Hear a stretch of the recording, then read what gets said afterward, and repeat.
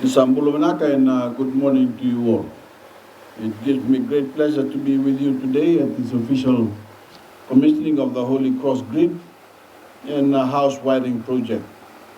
Now that I've arrived at my last stop on my tour of the North, I can tell you I've had the opportunity to oversee numerous new infrastructure projects and bring many government programs to our fellow Fijians here in Honolulu.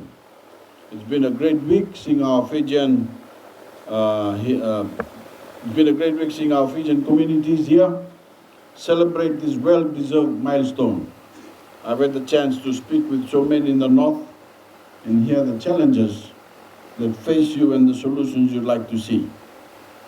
And let me assure you, we hear your voices, we share your concerns, and we will do whatever we can to continue driving progress for the Northern region.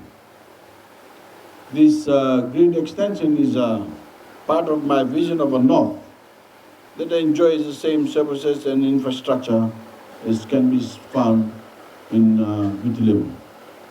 Because I believe, as I continuously say, that every Fijian is entitled to the same quality of life, regardless of where in our islands they call home.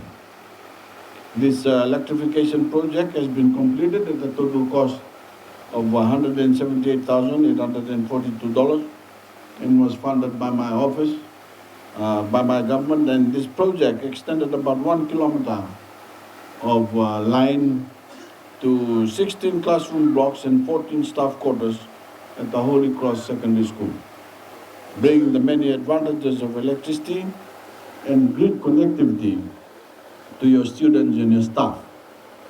Any effort to get us more connected as Fijians is a step in the right direction, whether it is through telecommunications, through water, through roads, or electricity as it is in this case. Connectivity brings opportunity, and I'm confident that when Fijians have opportunity in front of us, we take full advantage of it. Every time another Fijian is connected to electricity, as in this case, in their homes, office, or school, we boost the collective potential of our people. We give those Fijians a chance to use new technologies, stay safe in their evening hours, and become even more productive members of our society. And when we do well individually, Fiji does even better as a whole. In the case of the Holy Cross Secondary School, students will be able to study late into the night. They will have access to computers, to lab equipment and copiers, and they will learn in a bright, welcoming environment instead of having to worry about access to electricity. By building better learning environments, we build a better Fiji. That's because these children are our future, and one day we'll be entrusted with running our businesses, running our schools, and running the nation itself. On the subject of building a better Fiji, I would like to take a moment to discuss an issue I've been talking about all over the nation, all over the country, especially in the last week. The issue of domestic violence and sexual assault, especially rapes. As I look out on the children gathered here today, I see so much potential, and that includes both our girls and boys.